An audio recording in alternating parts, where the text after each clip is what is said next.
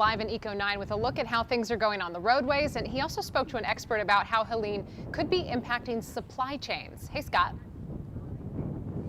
Yeah, a couple of subjects to cover tonight with Eco 9. We have been out on the roads. It is slow this evening because of some wet roadways. We're with our vehicle here ready to react if any of the weather Caitlin was talking about develops. I'm also beside the Anacostia River here at the Bladensburg Waterfront Park.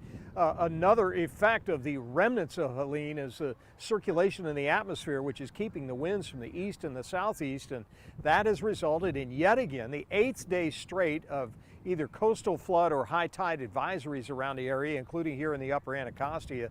And because of some rain earlier this week and the high tides, that has resulted in a lot of trash in the water. Meanwhile, there is another impact we might want to think about after I spoke to a couple experts today about logistics. The region's supply chain being closely tested as Hurricane Helene is still battering inland areas from Georgia, North Carolina, Tennessee. A number of U.S. seaports were forced to shut down operations, including Tampa and Jacksonville. They're reopened now. Nation's busiest passenger port, Port Canaveral, reopened this morning, but they'd been closed. That caused all kinds of problems.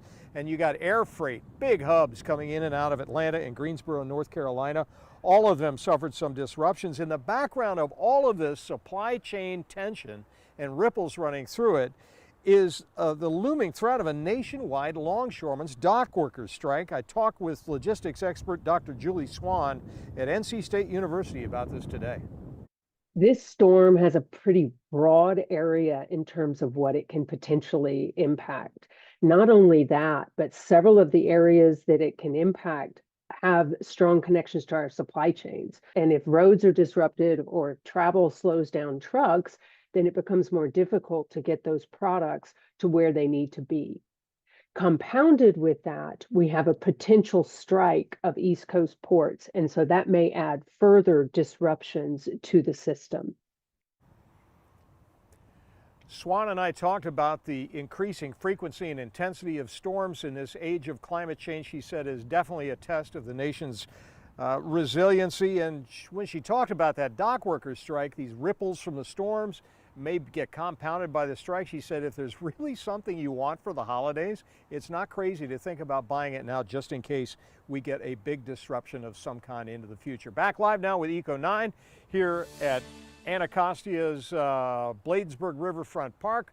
We're watching the high tide come up again, yet another coastal flood and high tide advisory for the 8th day straight in our region, as the winds that are wrapping around the remnants now of Hurricane Helene keep pulling water up the Chesapeake Bay and the Potomac. Reporting live this evening with Eco 9, Scott Broom, WUSA 9, back to you. Look, from the supply